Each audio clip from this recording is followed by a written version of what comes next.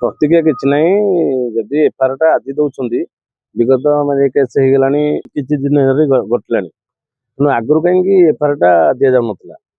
ଯଦି ଆଜି ତମେ ଦିନେଶ ନାଁରେ ଦେଇପାରୁଛ, ଅର୍ପିତାଙ୍କ ନାଁରେ ଦେଇପାରୁଛ, ତାପରେ ତାଙ୍କ ବୋହୂ ବି ନାଁରେ ଦେଇଛନ୍ତି, ଏଇ ବୋହୂ ନାଁରେ ଦବାଟା ଟିକେ ଆଶ୍ଚର୍ଯ୍ୟ ଲାଗୁଛି। ଆଜି ବୋହୂ କଥାଟା ଉଠିଲା କାହିଁକି? ତଥାପି ମାନେ ମୁଁ ତ ପ୍ରଥମରୁ ଆଗରୁ ଆପଣମାନଙ୍କୁ ବାଇଟରେ ବି କହିଛି ଯେ କହିବାଟା କାହାକୁ ଦୋଷ ନ ଦେଇ ନିଜେ ଆଗ ଘର ଭିତରେ ତର୍ଜମା କରାଯାଉ କଣ ହେଇଛି। କାରଣ ଯୋଉ ବୋହୂ ବି ଛାଡିକି ଯାଇଥିଲା ତାଙ୍କୁ, ସେ ବି ଆସିକି କାନ୍ଦୁଥିଲା, ସେ ବି ଶାଶୁ ଶାଶୁ କହିକି କରାଉଥିଲା, ମୁଁ ଭିଜୁଆଲ ଯାହା ଦେଖିଲୁ। କିନ୍ତୁ ଆଜି ହଠାତ୍ ତାଙ୍କ ବୋହୂ ନାଁରେ ଏହା ଏକ ରାଜନୀତି ପ୍ରକ୍ରିୟା ନା ଏଇଟା ସତରେ ଏଫଆଇଆର କରୁଛନ୍ତି ତାଙ୍କ ମା, ଏଇଟା ଗୋଟେ ପ୍ରଶ୍ନବାଚୀ। ତାପରେ ଆଉ ଗୋଟେ କଥା, ଯଦି ଏତେ ଦିନ ହେଲା ଗୋଟେ ଘଟଣା ଘଟିଛି, ତାକୁ ଉପଯୁକ୍ତ ଭାବରେ ପୁଲିସ ବିଭାଗ ତଦନ୍ତ କରିବା ଉଚିତ।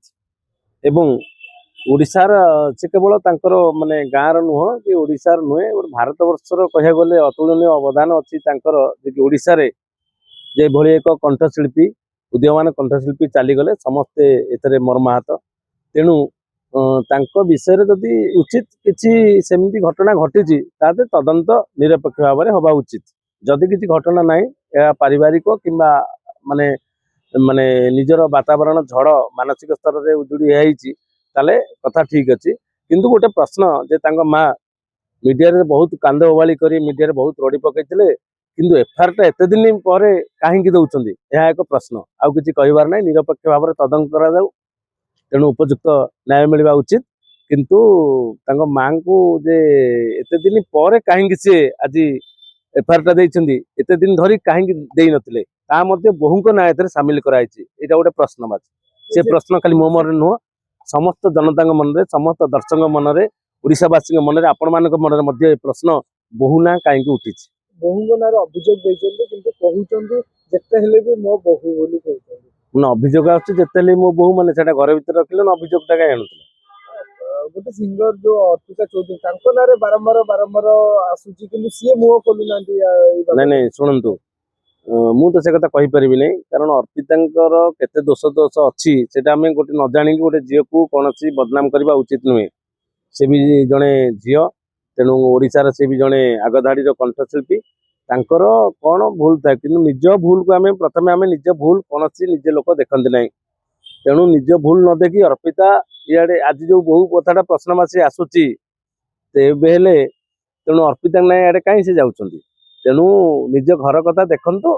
ଏବଂ କାହିଁକି ସେ ଆଜି ବୋହୂ କଥା ଉଠେଇଲେ, ଆଗରୁ କାହିଁ ଉଠେଇ ନଥିଲେ, ଏହା ଏକ ପ୍ରଶ୍ନବାଚୀ। ଯେତେବେଳେ ମୋ ପୁଅ ତା ଝିଅ ସହିତ କଥା ହେବା ପାଇଁ ଯାଉଛନ୍ତି କି ତା ସ୍ତ୍ରୀ ସହିତ ଦେଖା ହେବା ପାଇଁ ଯାଉଛନ୍ତି, ସେତେବେଳେ ଅର୍ପିତା ଚୌଧୁରୀ ମାନେ ମନା କରୁଛନ୍ତି ତାଙ୍କୁ ଶୁଣନ୍ତୁ, ଦେଖା କରନି ବୋଲି। ଗୋଟେ ମା ଚାହିଁଥିଲେ ଗୋଟେ ପୁଅ ଆଉ ବୋହୂକୁ ମିଶେଇଥାନ୍ତେ। ବିଗତ ଦିନରେ ଅନେକ ଘଟଣା ଏମିତି ଘଟିଛି। ମା ଯଦି ବୋହୂର ସପକ୍ଷ ନେଇ କିଛି କରିବାକୁ ଉଦ୍ୟୋଗ ଯେ ପରିବାରକୁ ଯେତେବେଳେ ଏମିତି ଝଡ଼, ବିଭିନ୍ନ ଖାଲି କଳାକାର ନୁହେଁ, ବିଭିନ୍ନ ସମୟରେ ଅନେକ ଲୋକଙ୍କ ଘରେ ପାରିବାରିକ ସମସ୍ୟା ହଉଛି, ଯାହା ଆପଣ ଜାଣିପାରୁଛନ୍ତି, କୋଉଟା ଅଜାଣତରେ ହଉଛି। କିନ୍ତୁ ସବୁ କ୍ଷେତ୍ରରେ ମା ବାପା ବୋହୂକୁ ସହଯୋଗ କରି ପୁଅ କେମିତି ବାଟକୁ ଆସିବ ସେ ଚିନ୍ତା କରିଥାନ୍ତି। କିନ୍ତୁ ଏଇଟା କରାଯାଇ ନାହିଁ। ଯେହେତୁ ବୋହୂ ଛାଡ଼ିକି ଯାଇଥିଲେ, ଝିଅକୁ ଦେଖା କରିନଦବା, ମା ଗୋଟେ ଥିଲା, ତମେ ଜାଣିପାରିଲନି ପୁଅ କୋଉଠି ଖାଉଛି କଣ, ତାର କେୟାର ନବା, କେତେ କେୟାର ନେଲେ, ଅସୁସ୍ଥ ଥିଲାବେଳେ କେତେ କେୟାର ନବା କଥା ସେତେବେଳେ ନିଆଯାଇ ପାରି ନାହିଁ। ଏଣିକି କୁମ୍ଭୀର କାନ୍ଦଣା କାନ୍ଦିଲେ କିଛି ଲାଭ ନାହିଁ।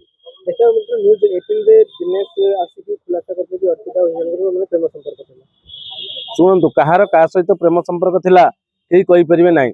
ତେଣୁ ସିଏ ଆଜି ଖୋଲାସ କରେ ତାଙ୍କର କାହା ସହିତ ଅଛି, କେହି କହିପାରିବେ କି? ତେଣୁ ସେଭଳି ଗୋଟେ, ମୁଁ ପ୍ରଥମରୁ କହିଛି, ଗୋଟେ ଝିଅକୁ କୌଣସି ପ୍ରକାର ବଦନାମ, ଉପଯୁକ୍ତ ପ୍ରମାଣ ପାଇ ତାର କିଛି ଦୋଷ ଅଛି ତାହେଲେ କରାଯାଉ। କିନ୍ତୁ ତାର ଯଦି କିଛି ଦୋଷ ନାହିଁ, ପ୍ରେମ ଅନେକଙ୍କ ଭିତରେ ପ୍ରେମ ରହୁଛି। ତେଣୁ ସ୍ତ୍ରୀ ଥାଇକି ବି ଅନେକ ଲୋକ ପ୍ରେମ କରିକି ମାନେ ବିଭିନ୍ନ କେଳେଙ୍କାରୀରୁ ବଞ୍ଚିକି ଆସିକି ପୁଣି ସେଇ ସ୍ତ୍ରୀ ପାଖରେ ରହୁଛନ୍ତି। ତେଣୁ ସ୍ତ୍ରୀ ପ୍ରେମ କୋଉଠି ହେଲା, କଣ ହେଲା, ସେ କଥା ଆମର ଜାଣିବା ଦରକାର ନାହିଁ। ଏଇଟା ତାଙ୍କର ପର୍ସନାଲ ଲାଇଫ, କଣ ବି ହେଇପାରେ। କିନ୍ତୁ ଏଭଳି ଏକ କଣ୍ଠଶିଳ୍ପୀ ଚାଲିଗଲା ପରେ ଆମେ ସମସ୍ତେ ଆଜି କୁମ୍ଭୀରଟି କରୁଛେ। କିନ୍ତୁ ଘର ଭିତରେ ଜାଣିକି ତାଙ୍କ ମା ଯଦି ଆଜି କହିପାରୁଛନ୍ତି, ପୁଅକୁ ସଚେତନଶୀଳ ରଖିବା ଏବଂ ତାଙ୍କ ସ୍ତ୍ରୀକି ତାଙ୍କ ପାଖରେ ରଖିବା, ଝିଅକୁ ମାନେ ପୁଅ ବୋହୂଙ୍କୁ ମିଶେଇ ଦେବା, ସେ କାପାସିଟି ମାର ଥାଏ। ତାର ମା କର୍ତ୍ତବ୍ୟ ଭୁଲି ଯାଇଛି, ଆଜି ମା କୁମ୍ଭୀର କାନ୍ଦଣା କାନ୍ଦୁଛନ୍ତି, ଏତିକି କହିବି।